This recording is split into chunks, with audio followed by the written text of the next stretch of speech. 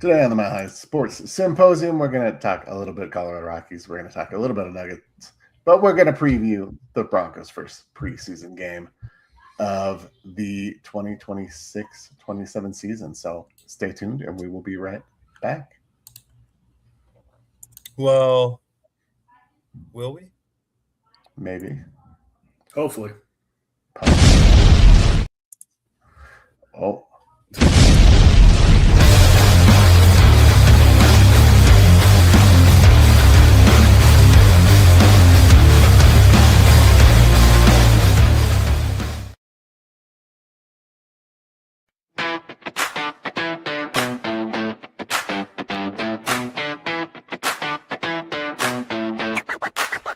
Yo, welcome to the show. Let me set the scene. Mile High Sports Symposium, living the dream. Broncos in the house with that orange and blue. Nuggets making moves, watch that altitude crew. Avalanche bringing ice, check the skills they display. Rocky swinging bats, ready for on gameplay. Rapids in the mix, kicking it with style. Puffs bring the heat, put the rivals on trial.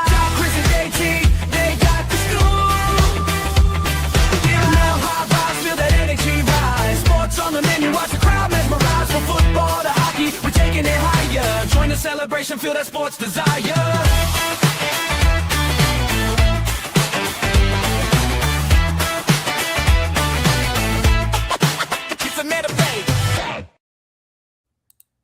Hello, everyone, and welcome to the Mile High Sports Symposium. I am your host, JP Matthews, along with my co-hosts, Chris Whitwright and the Dr. Nicholas Manning. Boys, happy Wednesday. We are back at it, and football season is in full swing. How we feeling? The first preseason game happened. I don't know if anyone watched any of it, but how's it feel to have football back on the docket? Good, man. So Hall of Fame game got like 7 million viewers, which is more than any Major League Baseball game or NHL game this season. So football's king. Who knew? Yeah. I mean, you got to tune in. You never know what Haynes King, what Carson Beck, it was just the names of names battling out for NFC dwelling. However, that game was as lit as the kids say. Was there anything more cringe though than Adam Vinatieri's Hall of Fame speech?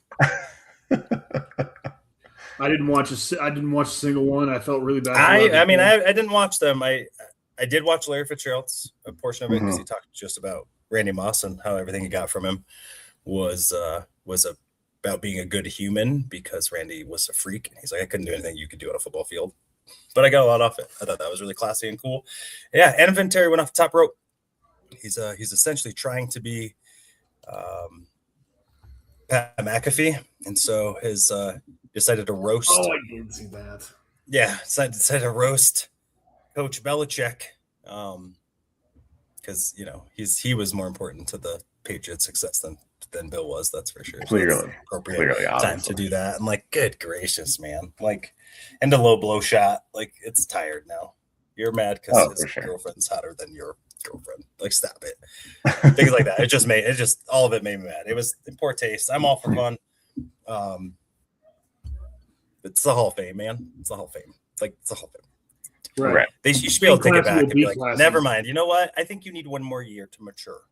We're going to take this back. Yeah. Say sorry. And I don't like Bill Belichick. I don't like Patriots, all stuff. But there's time and place.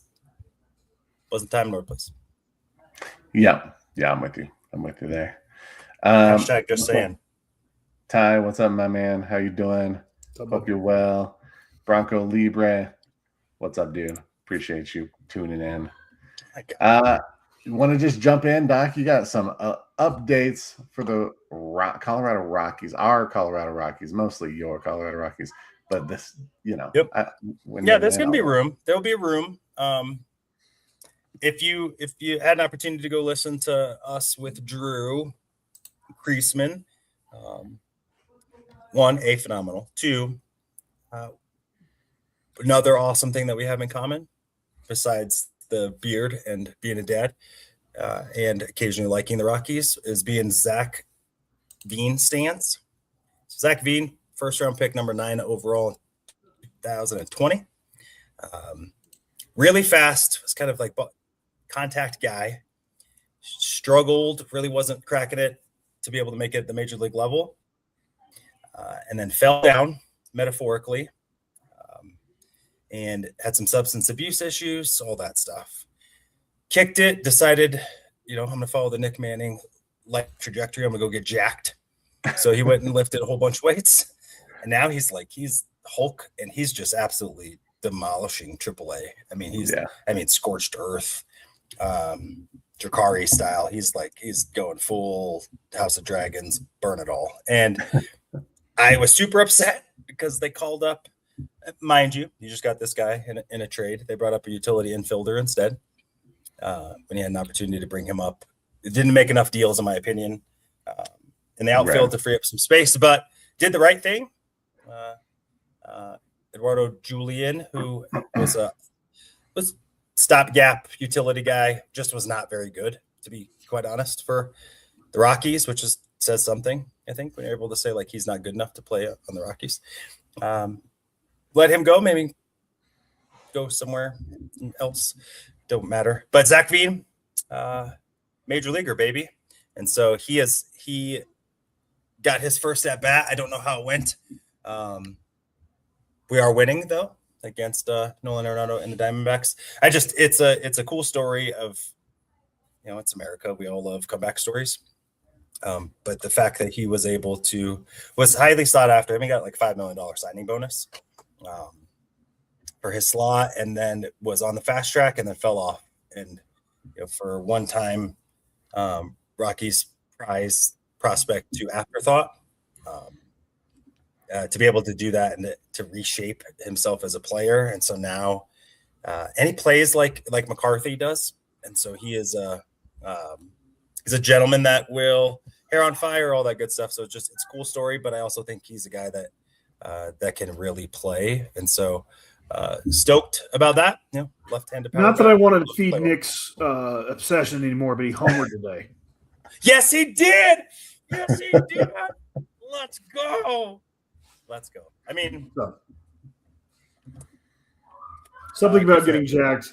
Yeah, it's exciting. It's exciting to have Veen come up. I was a little disappointed that they didn't do it sooner after they traded Doyle or any of those other guys, just to get him some reps. But again, he's crushing it, and it's good to see. So I want to see him get meaningful at bats and playing time, so we can see if we actually have something there.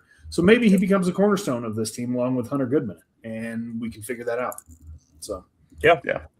Hey, it's nice when the puzzle starts getting there. You can see the vision a little bit, and either he'll play his way into the long-term plan or he won't. But I think giving him a chance to do so is awesome. So for sure. Go Zachy. We're rooting for you, kid. Me, your family. We all know you could do it. Yep. Good done, son. No, good story for sure. Definitely something to keep an eye on, for the rest of the season and the next season. Let's transition to some Denver Nuggets. We had a little bit of news, ? Owner of Panathinaikos basketball in Athens, Greece. So, obviously a Euro team, says that they made what's it say? Hold on.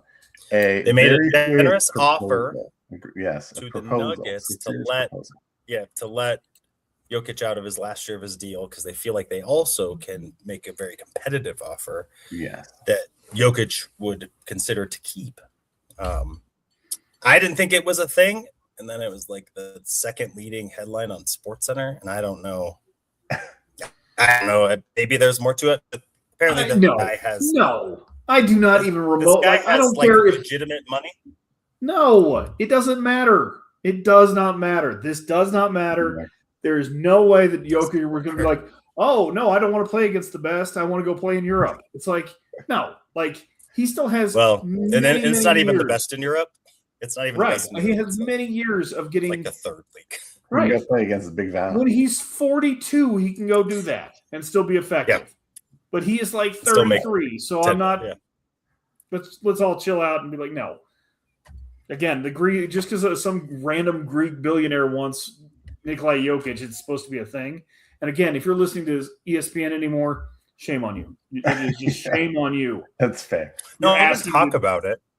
Right. They didn't talk about it. They just had it on their website. Let's keep it. Oh, it wasn't like you made it seem like SportsCenter. It was a top headline at SportsCenter. That's what you said. Oh, SportsCenter. I don't know. On ESPN is what I said. Oh, okay. All right. That's why I was like, wait a minute. So I don't know that it did it, but it it was it because it's the unknown, right? And I think that the worry though is he is not under contract with the Nuggets past this year.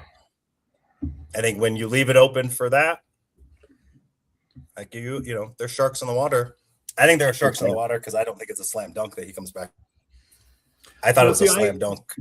I agree with that point, but he's not going to leave us to go to Greece. Like he may go join Braun and them in Philadelphia, but he's not joining a random Greek team. So yeah, I don't think that they can offer enough money to make it competitive, to be honest. And I don't know what the rules are in Euro basketball about cap, if there's anything like that. But even still, I don't even know if there are rules in Greece. They're like, here, not only do you get like this amount of salary, but you get half the team. So, I mean, you think they would have done it for Giannis, if anyone, their own. Yep. I don't know. It does. It obviously, I don't really think it's news. It does just kind of set the tone for what this season's going to look like, all of the storylines that are going to pop up, all of the hypotheticals, with all of there's new ownership with the Lakers now. Again, there's, Portland's potentially moving. They're talking expansion. There's all sorts of stuff going on. There's going to be all sorts of rumors swirling all season. And I think it's something to keep an eye on. I don't know that it's news, this in particular, but the atmosphere for the upcoming season is going to be rife with this kind of stuff. And we got to get used to that and hope in our GOAT that he re-signs and holds up in his end of the bargain. He's given us no reason to doubt that at the moment, but crazy things have happened. So just like coming into the new season, we just got to get used to this. I think this is kind of the new rumor mill that's just going to be kind of open year round. Yeah, the Lakers getting bought out by the Saudis is interesting. It's super interesting. I know that's a group backed by Kushner and Bob Iger, but don't let them fool you. They're backed by Saudi oil money, so it's interesting. So that's super interesting to me, but we'll have to see how that plays out. Yeah, we'll see how it plays out. No real news on the Peyton Watson front. Everyone's kind of just holding tight. There was I don't remember who it was now, but I think it was maybe, I don't remember. I'm not going to speculate. I don't remember. But basically they said like the Nuggets might hold all the cards, but it's not very appealing. It's not a very appealing hand. And I think that's kind of where it's landed right now. Like I think people, and rightly so, I think around the league, Peyton Watson's kind of painted himself into this corner. There's speculation, that he potentially sat out those last couple games of the playoffs to make sure that he wasn't re-injured for a contract season. I wonder how much that has to do with people being a little more hesitant to pull the trigger on some sort of deal. And also, I think, with the landscape the way it is, a first-round draft pick means a lot more now than it did 5 years ago. And it just makes it really tough. It's just this continual holding pattern that the Nuggets find themselves in. Yeah, I think the odds are he's going to be back with the Nuggets and just, again, he'll play it out and be an unrestricted free agent next year. So, yeah, that's what it's looking like. It's possible that something happens at some point with the Kawhi Leonard stuff going through process. Obviously, that trade is on hold and probably is not going to end up going through, depending on if they end up holding up any sort of disciplinary actions for Kawhi in his camp. But potentially opens up another avenue for trade with the Clippers. I know that they're a team that's interested in Peyton Watson, so maybe that will bear some fruit at some point. It's just, there's a lot of question marks in place right now. A lot of guys still available, people that who was it? DeMar DeRozan still hasn't signed. Yep. Russell Westbrook's still out there. Some of those veteran guys that are looking to jump onto some teams that are competitive, and so kind of a large holding pattern right now in NBA free agency. Well, yeah, I don't. Just for the record, Russ announced his retirement today. Oh, did he? I missed Jordan did his this little video. It was nice. Good for him. Good for him, man. It's time. Yep, it's time. That's a Hall of Famer right there. So, for sure. Yeah. No. I will say that Adam Silver's got a tall task this offseason ahead of him because training camp starts in late September, but he's got some mountains that he needs to figure out between now and then. So, and again, Nuggets aren't any of them, but like the Kawhi trade, Lakers getting bought, a whole bunch of storylines that he needs to figure out because, man, it does not look good for them right now. So, yeah. Anyway. Do they have the same betting in the ownership, Chris? Do you know, like this? Because I know that the NFL, like 2/3 of the time. Do you have that? Yeah, NBA, it's similar in the NBA. I don't know if it's 2/3, but it's similar in the NBA. They have to approve him as an owner. So, but yeah, that guy in Portland is for sure going to move the Trailblazers. He has not given any other indication that his actions are otherwise. So he wants to move him, and Adam Silver's just saying, "Yep, go for it," instead of laying down the law like he did with Donald Sterling.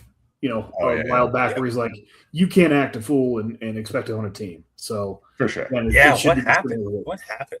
How do you start so strong and then just I don't know. Probably just getting beaten down by millionaires or billionaires, probably. I guess.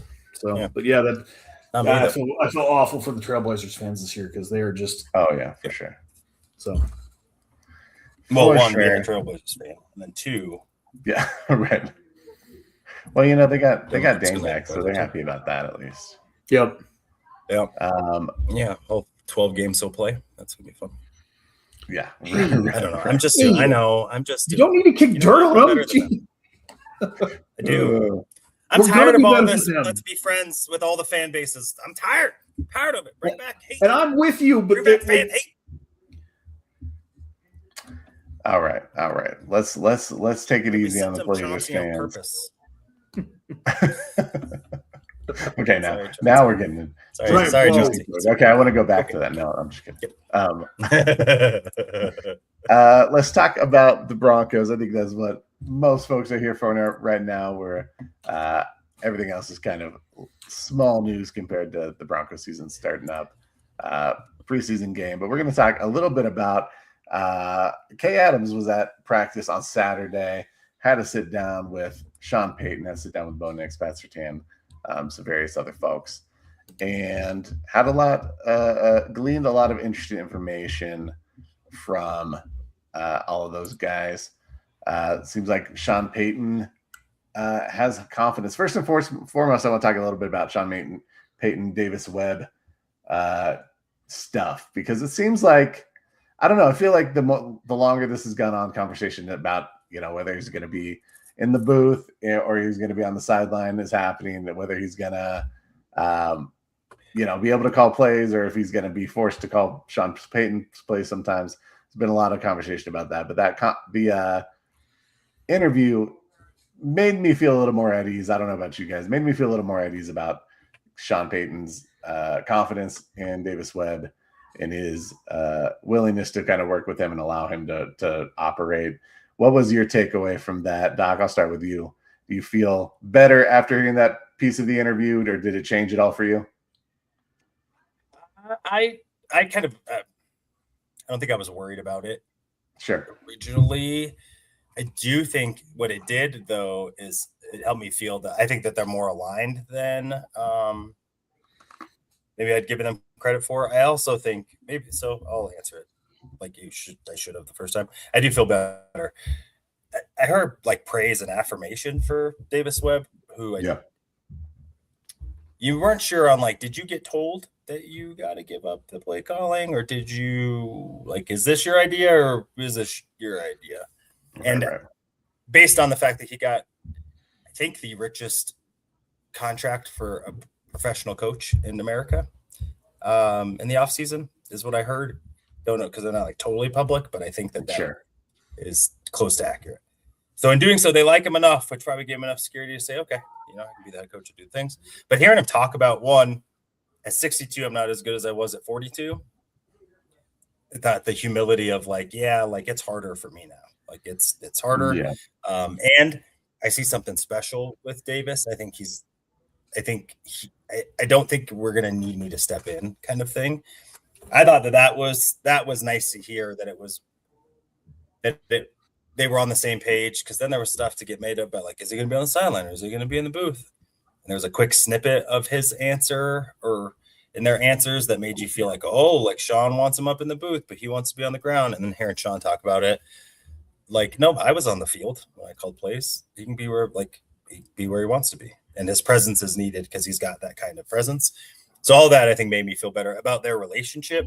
I wasn't so worried about like the play calling as much as, or like, are those guys in line, or is it what is Joe or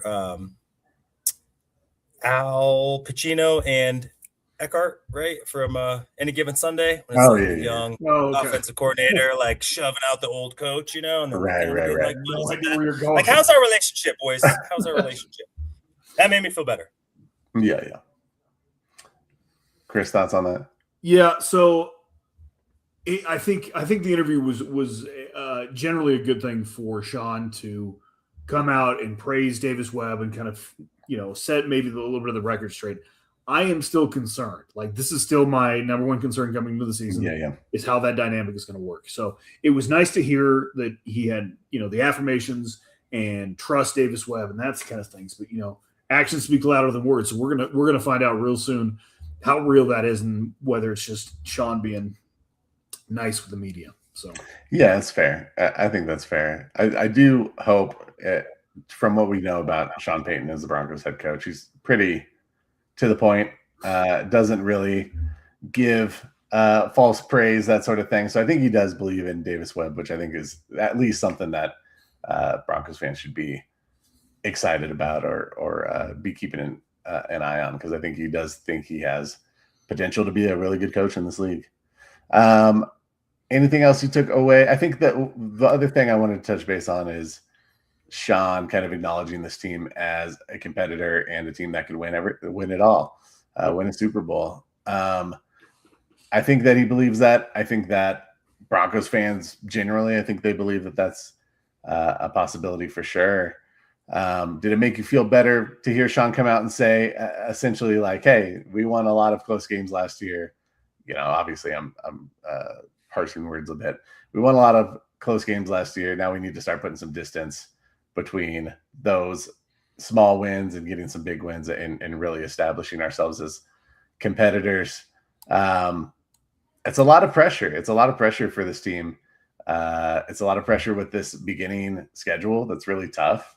Any worries about how this team starts out now and whether that changes things early on for, the coaching with Davis Webb being the play caller, if they tend to struggle early? Any worries about the entry point of the season? I don't have any. I mean,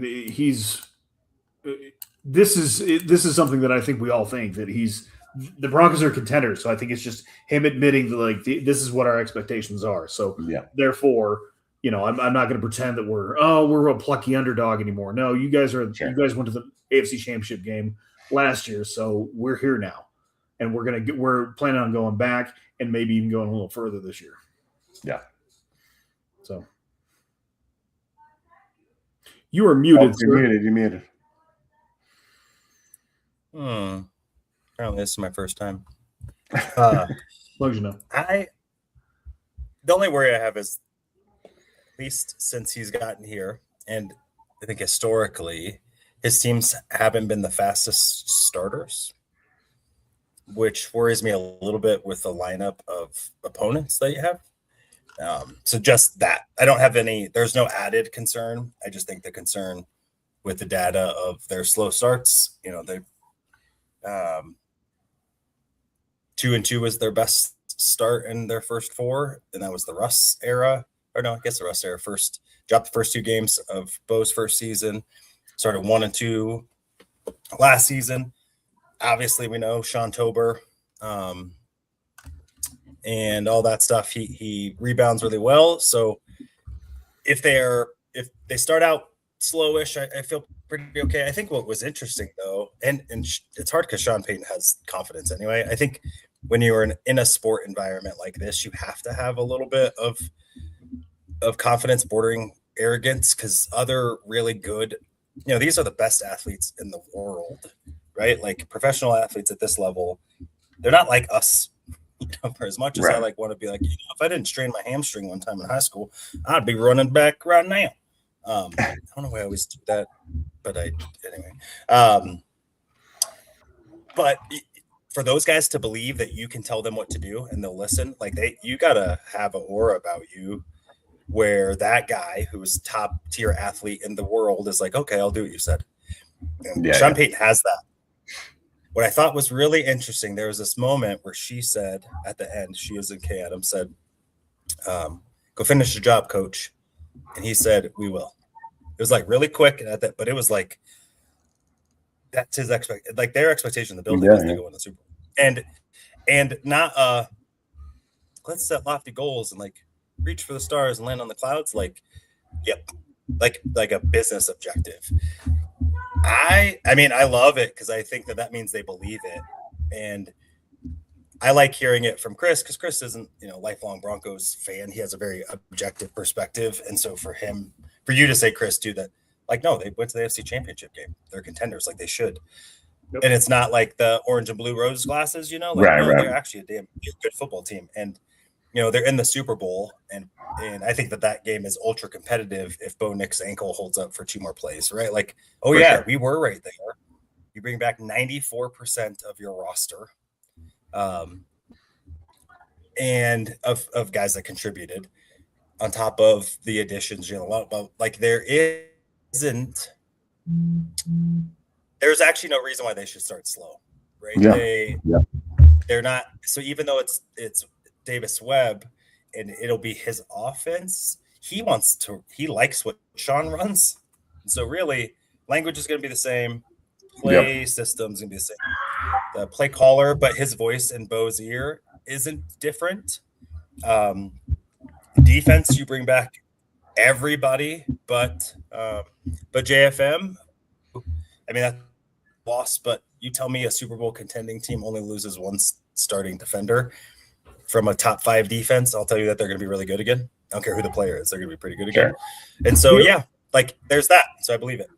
The only thing I'll push back on is the only reason that I see of them having a slow start is these injuries that seem to be piling up in training camp. Now, it's early, so you got still a month until the season starts, so you got plenty of time to get these guys healthy. But that's my only real concern is the fact that if Waddle's injury lingers and the center's injuries linger and that kind of thing. And, J.K. Dobbins, especially because they haven't had this very much. Correct. They have not been a team over the last 3 years that have experienced a lot of soft tissue injuries. So it's either been bone breaks or ligament tear. Which, even at that, they've been the most healthy team in the NFL over the past 3 years, especially since Lowry has been here.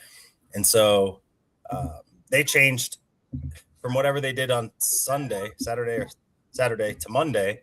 So they brought a cool down portion. Like they stretched after practice. School team. Like and he answered it. Press conference, Sean Payton did. Like we have to I think he addressed it before being asked and said we have to get on top of this off. I appreciate the 62 and he is in the science, and appreciate you, Cody. We do believe. That's right. That again, makes me the outfit coming from Nathaniel Hackett, how inept that was. Yeah. To how with the ownership adjustment, with holy crap, right? Holy good gracious. To the detail, right? They practice with 1 minute to spare in pads. They maximize everything. And And so I feel like they're going to be as equipped as anyone's going to be. And I agree with you, Chris. I think it's the first time that we've like had the ball this early and like, oh geez, like, Bo Nix isn't going to play on Friday, which we found out just real early. And I'm glad because they don't have a center. Like, I don't want nope. Yep, we'll wait. I trust the ankle. I don't trust it that much. So in a game where there's nothing to gain, there's no earthly reason he should be out there. Right. Nope. And especially if you can't. Yeah. That you could do all the things. So, but I loved Peyton's confidence. Actually, when he interviews with Kay, you can see that he lets a guard down and he says like what he's thinking without like a pushback against the. I think he's probably like that a little bit more with the national guys than local guys. I think local guys you get, you have more of a relationship. You get a little more pissy. Transitioning a little bit to Kay talking with Bo Nix, I thought it was interesting that, Bo seemed a little like testy, but like a little like like you can't make everyone happy, and I'm just right. Like my ankle's fine, I'm good, I'm gonna run a bunch, and like all of that stuff. I think it's just interesting because usually he's a pretty polished, light-hearted guy when he's being asked questions like to general public. But you can see there's a little edge, and I'm here for it. I'm like super. I'm like, yep. You find a reason to hate the world, like to be at a level, and so from there to the discussion about like, my leg's fine, I'm gonna run. Like, I'm not gonna do my game different. That continued conversation about that, and hearing him talk about how that's how he gets involved in the game. Like, I'm not changing that. That was great to hear. I'm not worried about it happening again. I think bones heal and all that good stuff. So I was excited a little bit to hear that he doesn't feel like he made it yet. And I think that's a good place to be for a quarterback as you're trying to go win a Super Bowl. Yeah, no, and I agree. And I think my biggest takeaway from Bo's interview is that it seems like he doesn't feel like a young guy anymore. He doesn't feel like the rookie. He doesn't feel like he's trying to win over his teammates. I feel like that piece of what he was focused on the last couple of years is behind him. And now, especially with the continuity that they have, I'm sure that helps quite a bit. Now he's, fully at the helm as the leader of this offense. And he shouldn't feel like a rookie. He's 34. Yeah. So old, right? But yeah. Hey, Chris, when was Dak? Like, was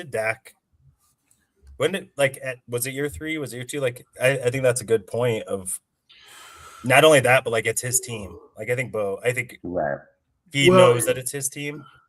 Yeah, I think it's a different situation because obviously Dak took over for Romo, and that first year Romo was hurt all year, and then the second year it was Romo versus Dak, and then Romo retired after the second year. So it was like 3 or I think it was year 4 for Dak because he still had Tony Romo as a backup for a season. Yeah, so that's so weird, man. Weird. Like, you know what I mean? You're just like, you beat out Tony Romo, and like Tony was a good player at that stage still. And so like, oh, hey, enjoy my clipboard, sir. Yeah. So I was kind of like 3 years as an entrenched starter, like, yeah. That kind of makes sense. So, it's just a different situation. But I would not expect Bo Nix. This is Bo's team. Like, we have seen this, and they put all the pieces around him to say, this is your team, brother. Here you go. Yep. You got to show us what you can do. You got to show us you can stay healthy. You got to show us that we gave you the weapons that you need this offseason. So it is now, these are the expectations. Now you either have to meet them, or we need to have a conversation about why you're not meeting them. We'll go as far as you take us. And exactly right. Yeah, I think the other piece you got to show that too as you get ready for that contract extension. what he produces this year, I think will, is he going to be close to the 50 number or close to the 60-year number? I think that will go a lot with how he does this year. A good point. Yeah, and I think the piece that I took away from Bo was just he seems to genuinely believe in the team, in the guys, especially his receivers. Yeah, exactly. He, gave Waddle praise, obviously, as a newcomer to the team. He gave Pat Bryant praise. Obviously Kay Adams was fishing for that a little bit just because she asked everyone about Pat Bryant. Mentioned Cortland and how he's been a just steady presence for him, a go-to guy that I think that is super valuable. Been super valuable for Bo, but is just super valuable in a situation where you have a new quarterback. And it was. We know that Bo and Sean don't always get along, or not that they don't get along, but they can butt heads. Yep. We've seen that on the sideline. We've seen that in reports. But I think that it was good to see everyone come out and just say like, hey, we're all aligned. This is the expectations. This is what we're going for. And it seems like they're all fully in that camp. Yep. To be fair, headbutting with your head coach is not a bad thing. Like, yeah, that's true. It shows that you want to win, but like Troy Aikman battled with Jimmy Johnson. Mm-hmm. Phil Simms battled with Bill Parcells. Yep.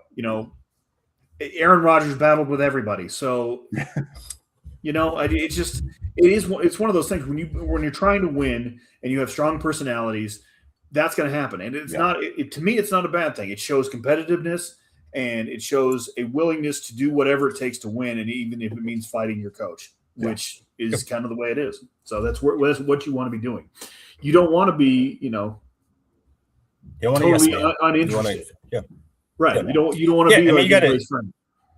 Yeah, because you also want your quarterback to feel like because he's on the field executing the plays, right? There's a difference between the conceptual nature and then like the art of like what's happening in the action. And as long as it's task conflict, like I want to run this play, I want to run this play, and that's where the argument is. Right. That's good conflict, because then ideally you bat around challenges, all that stuff, till it becomes the best option out of all of it. What gets bad, which is Aaron Rodgers with his family, is when it becomes interpersonal conflict. Right. When it becomes like, I don't like how you said that, or you didn't treat me like a man, or whatever. He made up with his family. How dare you? He made up with his family. All of them? Did he? I don't know. He just said that on Pat McAfee. Why do I know? Yeah, I was gonna say, do they know that? Yeah, are they aware? Yeah, he decided in his dark hut and whatever. Right, in his peyote fueled. Yeah. Yep. And I think Bo Nix is I think that he is what Sean wanted. I think we remember when Sean Payton undressed Russell Wilson on the sideline. Russ didn't say anything, and I think that there's some class in that, but there's also you gotta have a backbone a little bit. Like, sure, are you confident enough in your job to be like, hey, like, knock it off? Like, I'm a grown man making fun. Like, no, we don't do that.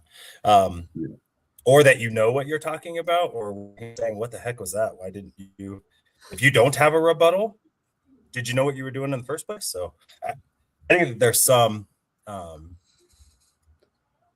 The guy, especially the guy that's leading the troops on the field, right? Like, I think the team needs to know that like he has confidence in what he's doing enough that he'll push back against a potential Hall of Fame coach. I think that is what you want. You want that kind of conflict, because I think it brings out the best.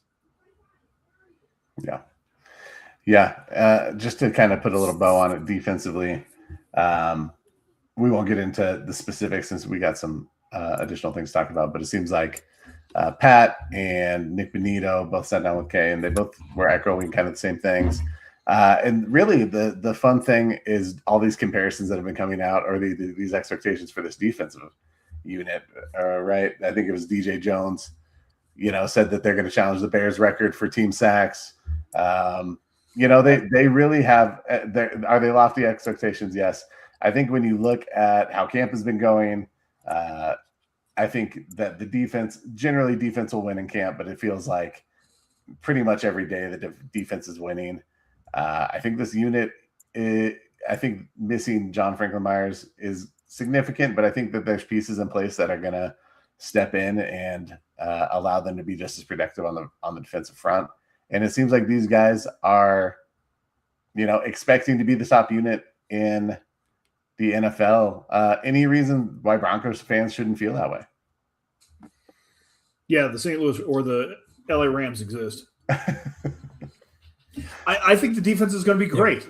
But let's not invoke the 2001 Ravens and the 1985 Bears. Why don't you slow your roll and just be the best defense in the league? Let's start there, and then you can get into all this all-time nonsense. So, but I think when you know though that you they were on pace. They were on pace to be an all-time great pass rush. I don't know. I think it's not like he's pulling it out of nowhere. I'm not saying he's not pulling it out of nowhere, but I'm also saying why don't you slow your roll there, sweetie, and why don't you be the best defense in the league, and then we can worry about what comes. So I don't mind the confidence. I mind the delusion. So. Okay. So, all right. Again, if we're talking about all-time defenses, I look at the Bears defense, the Ravens defense, the Buccaneers defense, and I look at the Broncos defense. While very good, excellent defense, it ain't on that level. Sorry, I'm planting my flag saying you guys are not on that level. You guys are really good, but not on that level. All right. Dak thought it was pretty good. I know you did, Nick. Yeah, I don't. One, I agree with you because I don't. It's hard for me to. Even the 2015. It's a big statement. It's a big statement. It is, and you know what? Though, I don't mind that they said it. Am I gonna put money on it because he said it? No, no. Sure. Am I all right that they believe hey, we're we got a little tired at the end, and maybe that's why. I think that they think it, which again to me is if you think it because they played well enough that I don't feel like they're going to underachieve necessarily. I don't think they're going to come out and all of a sudden just start getting torched. So I think it's how do we push ourselves to go from here to be in the next level? Some of that is you got to set the goal lofty. And I'm only okay with it because they have a record of playing well and backing it up. And so I don't think that they're going to regress with the talent that they have. Do I think that they are going to push for all-time good status? I don't think so because I don't think that they have the dynamic outside pass rushing set that would really make me feel really good about that. Jonathan Cooper can break a pocket like he breaks a phone, which is good, but not effective enough for me to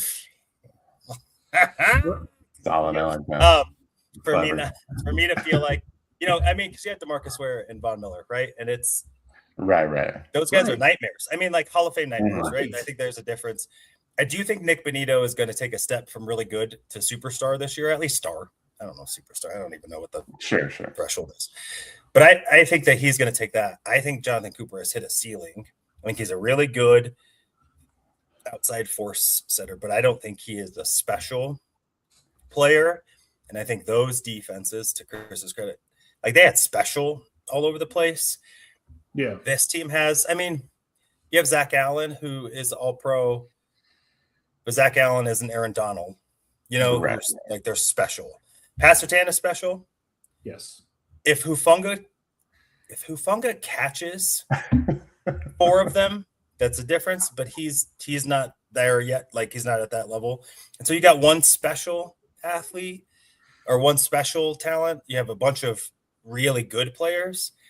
You look on the 2015 Broncos, you had special all over the place.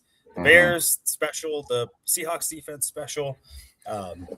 There's the difference for that. They have a lot of really, really good parts. The depth is phenomenal, but they need guys to flip switches to, taking a Hall of Fame trajectory to really get that there. And I agree because I don't know that we got that. But they have a chance to be the best defense in the NFL. Absolutely. 100%. Yeah. Again, confidence is one thing, delusion is something else. So sure. Yeah. Fair enough. Quick, before we jump into the preseason game, we want to hit our ads, our sponsors. Yeah, you know what? We got to give credit to people who like us because support us. Not everyone does. But first, we're part of a really cool network, Orange Blue Network. You can go look for us on the YouTube, on the Facebook, on the X, and anywhere that you listen to your favorite podcasts. Question: we gotta see what Johnny wants to do, but are we gonna make it back to MySpace when MySpace comes back? Just saying. If you want to be in our top 10, if you don't know what that is yet, it's okay. Go ahead and like, subscribe, follow for the algorithms, all the things. Tom's gonna be my friend. You always got Tom. Just got Tom. My man. Make Had it the most divine. friends of anyone in history. Make sure you're following and you subscribe, all that good stuff. When we get to 1,000 subscriptions on YouTube, we will raffle off this signed Nik Bonitto mini helmet. So find your way over there. If you want sports, we got you covered. We do. We've got a number of shows all week long, every week. Mondays and Fridays, Orange and Blue Blitz. Mondays at 7, Broncos Bro. Tuesdays at 2:30. Nothing rhymes with Orange and Blue. We've got, of course, ourselves on Wednesdays at 2:30. Wednesdays at 6, Broncos Talk. Thursdays at 7, Mile High Outcasts. Our Spanish Broncos show. Friday at 6 p.m., Viva Los Broncos. And then we've got breaking news, pregame, play-by-play, postgame, and every game day. Fresh Squeeze, Get Buck, the Bucking Booth, and Buck Your Feelings. So every day of the week, something Broncos related is on this network. And if that's your jam, then no reason not to subscribe, no reason not to follow. We'd love to have you along for the ride. Yeah. Before you do, though, if you're going to be in public with your friends, go get your hair did and all that good stuff because you deserve it. Go over to Lily's Beauty Salon over on 11776 Kearney Way in Thornton. You can find times anytime outside of Monday or Tuesday, which, to be honest with you, those are the worst days of the week anyway. So don't go do that then. And if you need caffeine, like most of us do, go get you some Dubby, Jitterless Energy Blends. A ton of awesome flavors. You can get 10% off at checkout. Use the code OBN10 for Orange and Blue Network, 10% off. Or, Bo Nix, 10, because Bo Nix is 10. And we're back into the Broncos talk. Broncos got a game coming up Friday. Just a they do. Short days from now against the Atlanta Falcons. First preseason game. Let's just kind of get general feel. Like, what are we expecting from this game? Sounds like Bo Nix won't play. There's a number of injuries. What are we hoping to see from this outing? You can highlight individual players. You can highlight, if you wanted to see the offense come out and produce, the defense get some stops. What are you expecting, or what would you like to see from this first Broncos outing? Well, I mean, I think it's interesting. This is just kind of a microcosm a macro view of what's going on. But you have teams in two different directions. So the Broncos are a contender, and the Falcons are rebuilding for the third time in 6 years. So I feel like they're a trendy bet to win the worst division in sports. Well, hold on. They might win 7 games and make the playoffs. I'm saying, No, it's just they're two teams going in different directions. I think. Like, I like Kevin Stefanski as a coach, and I like the hire. So I thought that was a good one. Another thing is that Michael Penix is not going to play in this game either. So you may have a Jared Stidham and Tua Tagovailoa matchup. So which will be. But I think Tua is going to be their starter, from what I have read. It seems like he has. I think Penix hasn't. My understanding is Penix hasn't been healthy yet. So yeah. I mean, at some point though, it's hard to show that you're better than the other guy if you can't play. Also true. Man, that's such a weird room. Like, that's just weird. Like, it's just injured quirky lefty throwing. Good hopefully for them. They did lose Jalen Walker, talented edge rusher. It's a pretty significant injury. So prayers up for them.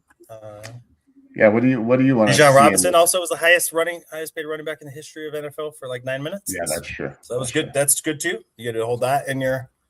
Put that in your. He's probably not going to play either. So yeah, probably not. Maybe you get a drive out of him. I'm not sure. We'll see. But what do you want to see, Doc, in this game from the Broncos? I want to see Patty Ice, baby. I want to see Pat Bryant with his 2 series or whatever he'll get.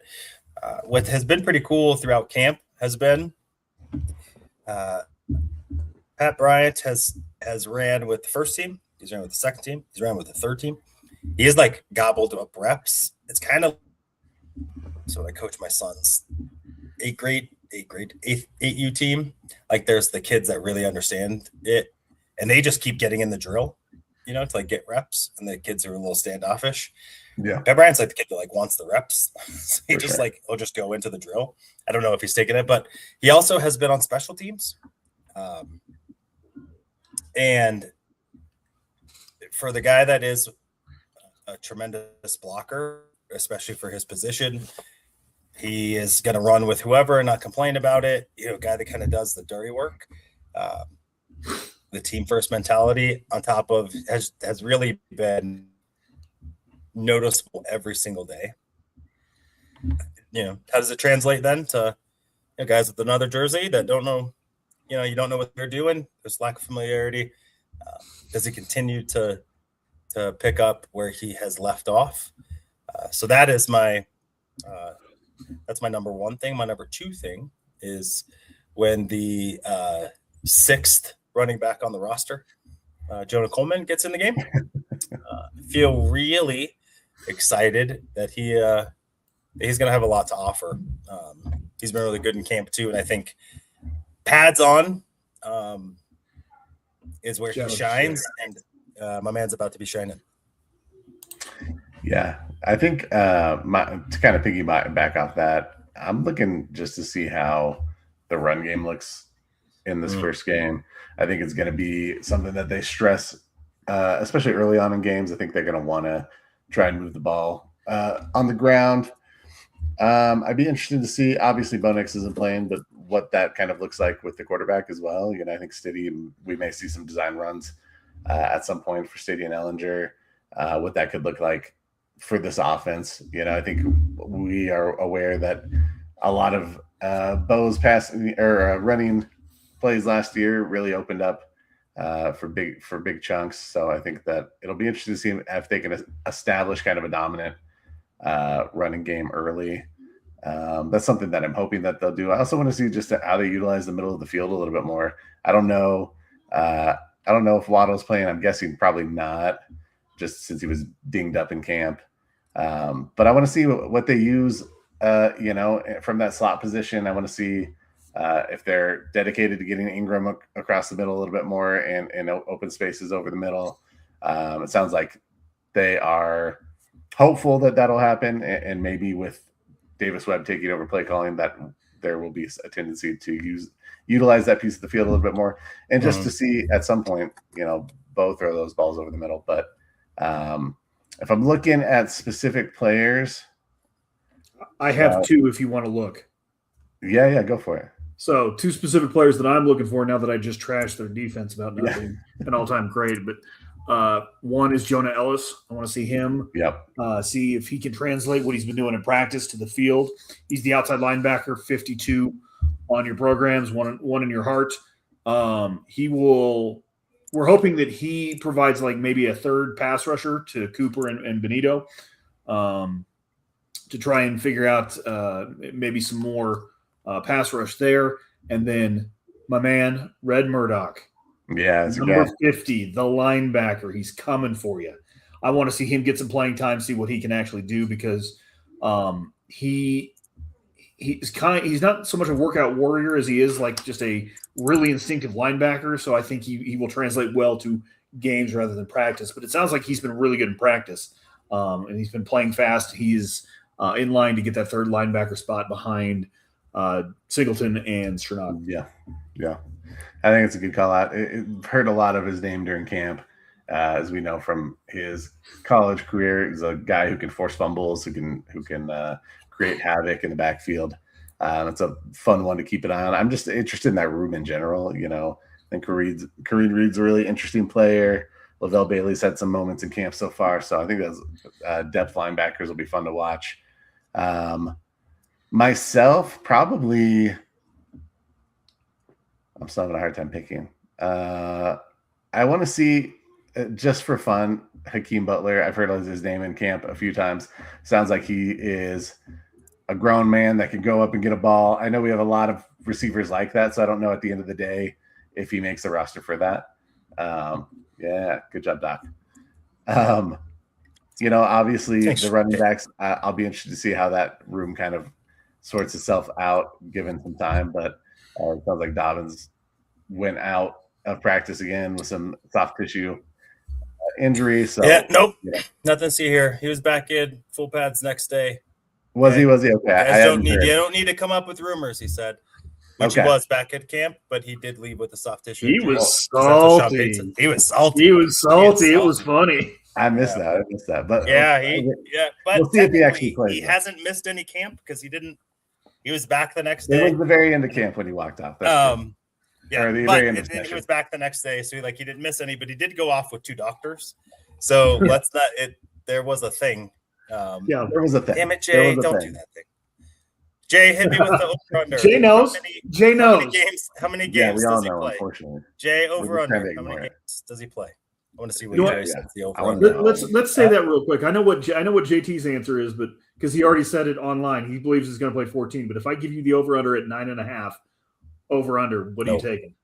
I think he plays 12. I think he plays 12. 12 is solid. I like that. I think he plays. The biggest thing is I think he plays 10. 10, okay. I think he plays 10. So you give the over. I'm surprised by that. Not like shocked, but surprised. Yeah, slide over for me. I like it. All right. Well, Jay's a big believer. Oh man, that's right. Jay loves Jonah Coleman. He is all above that. I mean, hey, I'm a Jonah Coleman. There's some Jonah Coleman. But I would say I would love for us to get to the playoffs and have all of the guys available, and then you give it to who you think is best, not who you have to. You can't finish the AFC Championship game with Tyler Bidet and Jaleel. It's just not good. So we'll try to have more stuff in the bag. All right, here's what we're gonna do before we go. We're gonna pick one. Okay, we're gonna pick our guy, our focus guy, offense, one on defense. Okay, and then we're gonna see if we pick someone that showed down, and then I'll tell you. So, JT, I'll give you first pick on offense. Okay. Who's going to be your big performer of the day? Take Pat Bryant, so he can't. Who's going to be the performer? Is that what we're doing? Prediction wise? Yeah. Who's your guy? Take Pat Bryant, so he can't. Who you think's going to show up? Who's going to have a memorable-ish performance? Man, I don't even know who's going to play. That's my problem. I'll say Troy Franklin. I think that he's probably feeling some pressure. I think that he needs to show up. Yes. I think that he is.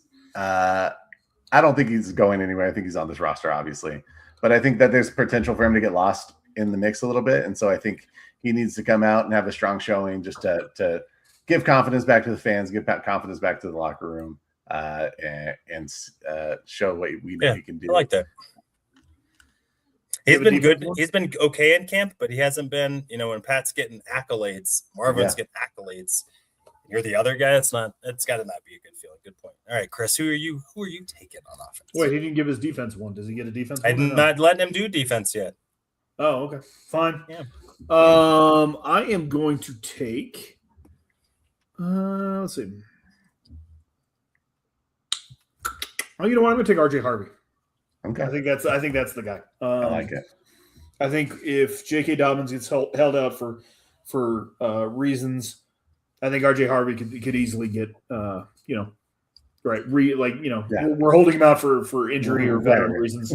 Yeah. I think RJ Harvey can get some run, and I think he can do a good job. So I'll say RJ Harvey. I like both those. I think both those are going to show out. I'm going to go with Cage Casey. Okay. I think he has showed pretty well at camp. Yeah. When, to be honest, most drills, the 9-on-7, that kind of stuff, all favors the defense. We've talked about that. 9-on-7 is a run the ball drill. You don't throw the ball, so the defense knows you're going to run the ball. And he has he's done some good work against Ini Wazirike, who's a guy I think that could really pop this year, et cetera. And so I think Cage Casey, I think we're gonna have a guy on our hands. Not like he's gonna challenge for certain spots and stuff there, but sure. I think he's gonna impress for a 4th-round lineman. And so I'm excited to watch Cage Casey play. And then Chris, I'm gonna let you get first pick on defense. Mine's Red Murdoch. I love that man. So I'm not going to even try and pretend. I like it. Tonight. I like it. I mean, we got to get a shirt with Red Dead Revolver, but have him. Oh yeah, Red Dead Redemption, because he was Mr. Irrelevant. Red Dead. That's good. Hey, yeah, save that. Jay, help us work on T-shirt or something. You're smart. What about you, JT? Who's your I just got to pick one. Keep an eye on. Yes, that's the point of this. I mean, I want to go with my guy. I don't know if I'm going to. I'm going to. I love JL Skinner still, and I think that he can be an impactful player, and I think he's going to get an opportunity to play. If I can't pick him in preseason, when can I pick him, right? So good call. I may as well pick him now. I think he's an impact player. I think for the same reason you like Red Murdoch, I think JL Skinner comes downhill. He's physical. He can jar the ball loose. I know he is on special teams, so I think you'll definitely feel his impact there. Just a good player all around that I am rooting for. So I'm going to pick JL Skinner. Okay. I'm going to go Terry in New York. I see your forgotten linebacker, and I'm going to go 5 inches shorter. He's done pretty well, at least from all reports at camp. It will be interesting to see how he stacks up. He is undersized, but it's not the size of the dog and the fight. It's the size of the fight and the dog, and he's a Yorkshire. So I bet he's got a lot of fight because he's not very big. So, but a guy that again was the temperature setter for a Texas A&M team who had 1st-round picks, 2nd-round picks, 3rd-round picks, Tyler Onyedem, et cetera, all over the place. So he was a guy that really was the heart and soul of that defense and started as a true freshman. So it's just a lot. There's got to be something there that you can't measure and all the things. Zach Thomas, Hall of Famer. Yeah. He was a wee lad. He was. All right. Well, I like it. I'm going to check back in on those guys. What do we think? So I want you guys to answer all of this stuff, okay? We just did our kind of players to keep an eye on. What do we think when we come back in next show? What are we going to have as the biggest surprise aha moment? Hey, you know what? I didn't see this. It was pretty exciting. What do we think will be the biggest concern? And what do we think? Do we think that we're going to win? Because in the end, you play to win the game. Yeah. Who's first? Go ahead, JT. Okay. I think the Broncos win. I think that just from a talent standpoint, I think that they've aggregated a good number. I think even the depth should win. Obviously, when you're talking backup quarterback against a guy who started the last few years, maybe there's a little bit of a opportunity for them to drop the ball a little bit. But I believe in the depth of this defense against a lot of teams, especially early in the preseason. So I think that they'll win.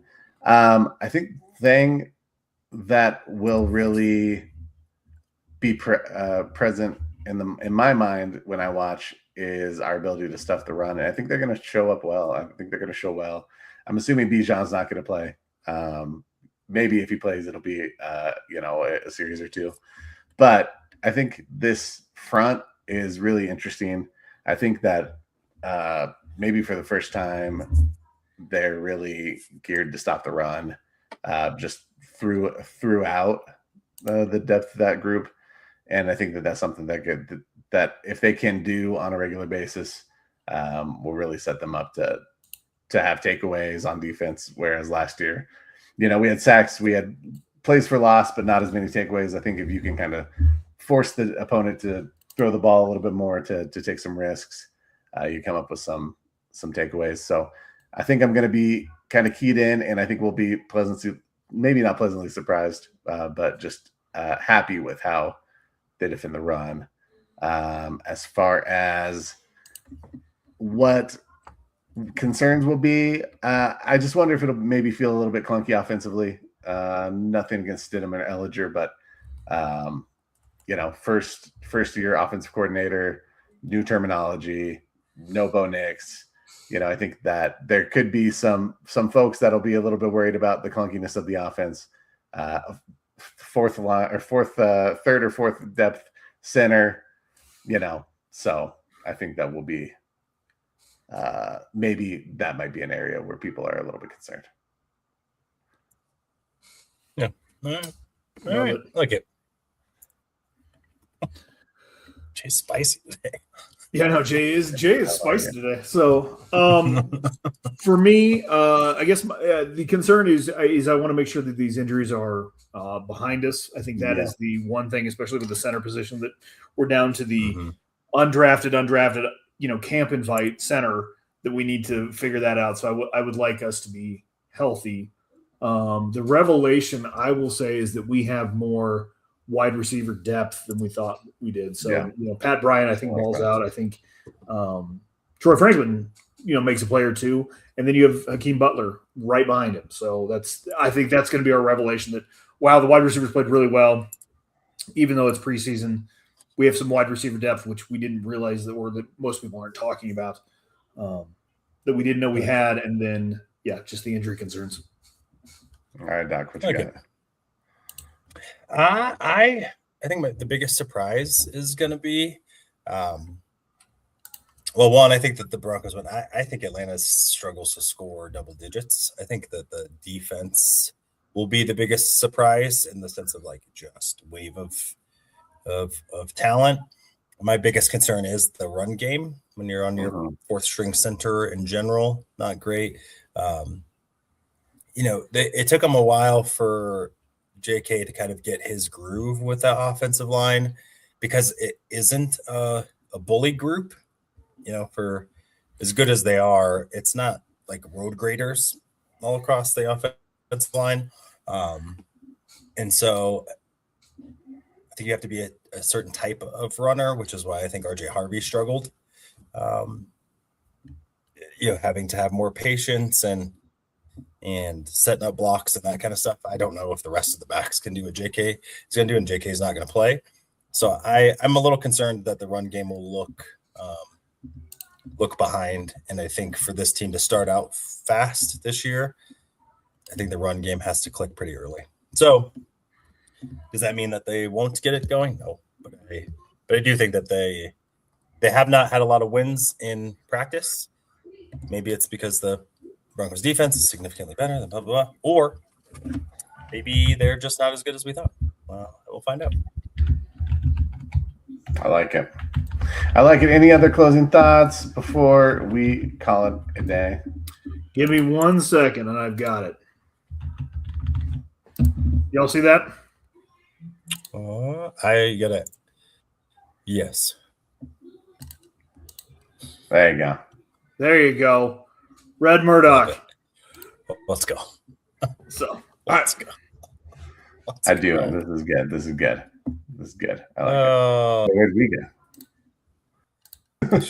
There we go. All right, y'all. Well, we appreciate you being here with us today. We are going to continue to cover the Broncos through preseason, through training camp. Hopefully this injury bug is behind us, but something to keep an eye on for sure. And we will be with you along the way. I know Chris and I want to do some fantasy football, and Doc too wants to do some fantasy football talk. I know we want to do some summer scouting stuff, so we got to hone in on those things. But obviously, we're going to be tuned into all of the going-ons with the Broncos, Nuggets, Avs, and Rockies, as well as the other teams locally. So we appreciate you being here. Thank you, everyone. Thanks, Jay. Cody, Ty, Back. Broncos Libre, D-Mark, everyone. We appreciate you all for being here and supporting us. But until next time, be kind to one another, be safe out there. And if you need a sports prescription, ask a doctor. But only if you believe. From football to hockey, we're taking it higher. Join the celebration, feel that sports desire.